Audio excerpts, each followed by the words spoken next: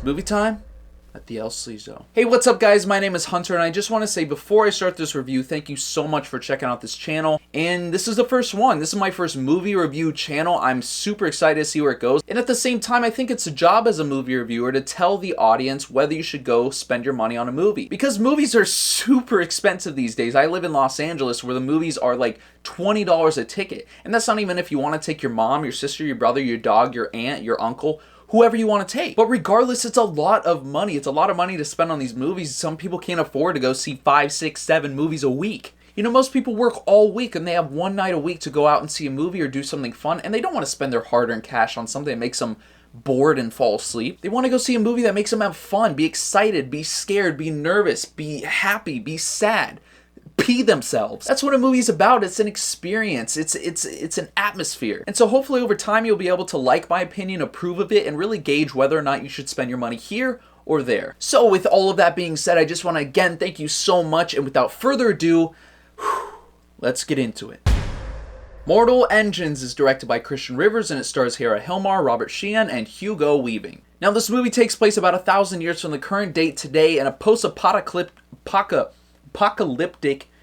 that's a doozy. Post-apocalyptic world where a mysterious young woman, Hester Shaw, emerges as the only one who can stop London, a now giant predator city on wheels, from devouring everything in its path. Now, is this movie as ridiculous as it sounds?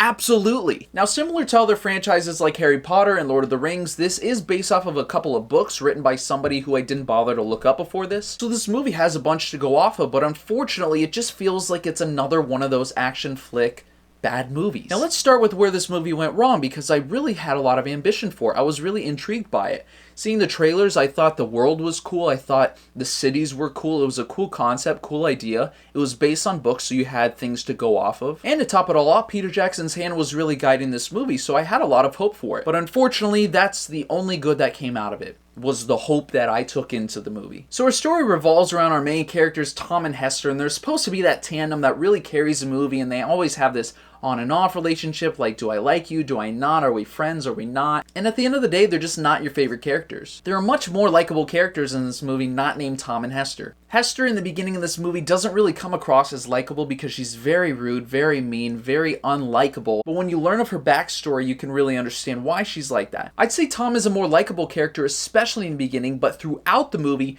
they just kind of portray him as dumb. One of the characters in this movie literally looks at Tom at a point in the film and says, "You're an idiot." And I was like, you're right. Tom in this movie is constantly portrayed as a damsel in distress, and they're always going back to help him, and he's always in need of help. There's a part in this movie where Tom tries to be all tough guy and stands up to another character, and then that character just points a gun at him and says, "What are you going to do about it?" And he's like, "Nothing." And that's the other thing, is Tom and Hester aren't very good fighters. They always need somebody around them to help them, so you don't really root for them at all. At least like movies in Lord of the Rings, Frodo and Sam know they're not good fighters, and they tell the audience that they're not good fighters because they're hobbits. In this movie, everybody's the same. Everybody's human, so you assume they're going to be good fighters. I mean, Hester has this huge scar on her face, so you're assuming like, dang, you got into a fight or something, right? And she's like, no, when I was 8, I got smacked in the face by a knife. And then you're like, oh, okay. It's like Lester in Fargo when he has a black eye and you assume that he's like some big tough guy, but he actually just ran into a window. You're like, yeah, you're not a great fighter. In the beginning of the movie, Hester even pulls out this huge knife and looks at it dramatically, and you're like, dang, you might be an assassin. And she's like, not at all, actually. I don't know how to use this at all. Hugo Weaving was just okay in this movie, but again, he wasn't really given a lot to do. He didn't have a good script to go off of, and very predictable. Which kind of stinks because he has that very gritty, mean, evil face, and I just think he was underused here. The one character that really stood out for me was actually Anna Fang, played by Ji-hye or Ji-hye. She was this badass character that could actually fight. She had these cool glasses, cool hair, cool attitude, and she actually brought some life to the movie. Like, she had this knife that came out of the heel of her shoe, and she would just backheel people in the forehead. I was like, damn! There was no way she could save the movie at this point, but she did bring some life and some joy to it. My biggest problem with the movie is kind of an umbrella term, and it's the disconnection with the entire movie.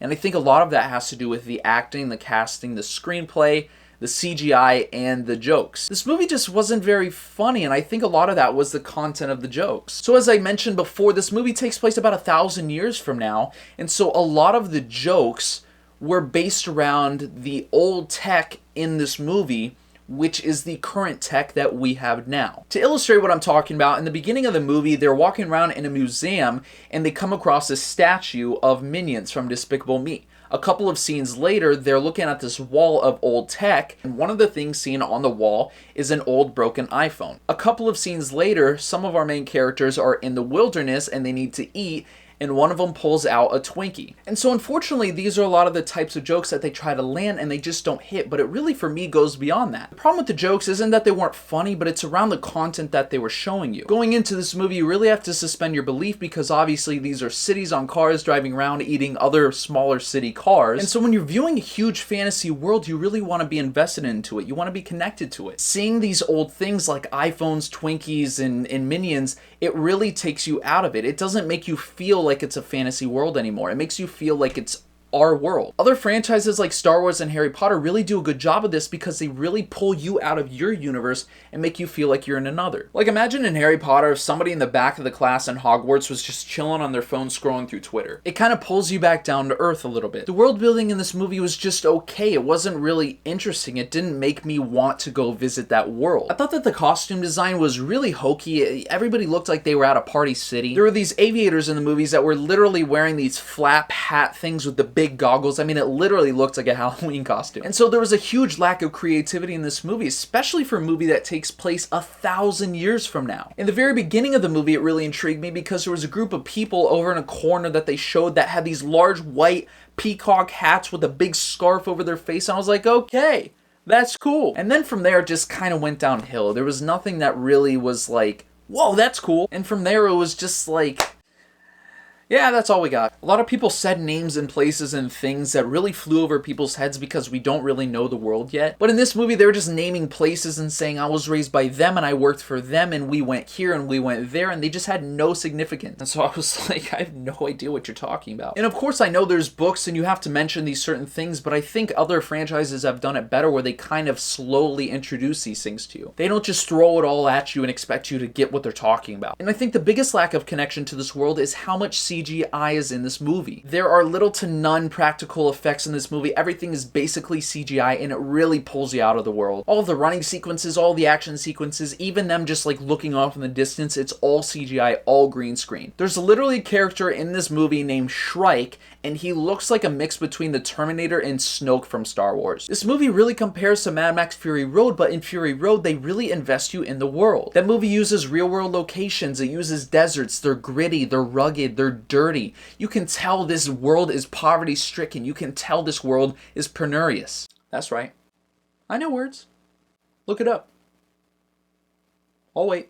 You can tell that movie is a super penurious type of poverty-stricken place, and because of that, you're really invested into the world. But there's so much CGI and everybody looks brand new, and I think they forgot that it's supposed to be a post-apocalyptic world. By the way, if you're gonna do CGI and you're standing outside on a plane, your hair should not just be lightly flowing in the wind. There's scenes in other movies like Mission Impossible and really any military or army related movie where they like open up a hatch on an airplane, they're about to jump out with a parachute and the wind is violently going through their hair and it looks like it's real because yeah, they're shooting on a plane. There's literally a scene in this movie where they're flying a plane and the window on the plane breaks and they're still flying it and they're like, yeah, I look good. The acting in this movie is just okay. It's just average, but there's not a lot to work with here. I mean, they're working in CGI environments a lot of the time. The script is subpar, and so you're not really going to get much from your actors with all these elements really going against them. Some of the other characters are used as huge plot devices because they needed some information to get out, and the only way was for those characters to know it, and then they just got rid of them. For instance, someone is saying a lot of information and a lot of exposition, and the only way that anybody else could know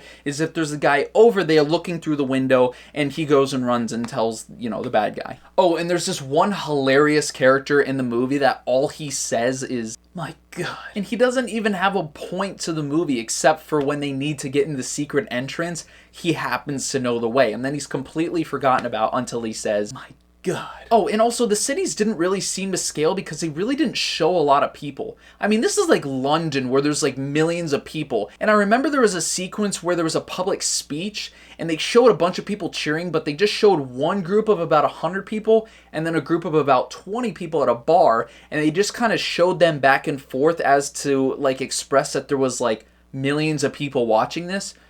But in reality, there was like 120. I also had a problem with the fact that London was chasing down these other small cities, these small towns, and eating them and destroying them.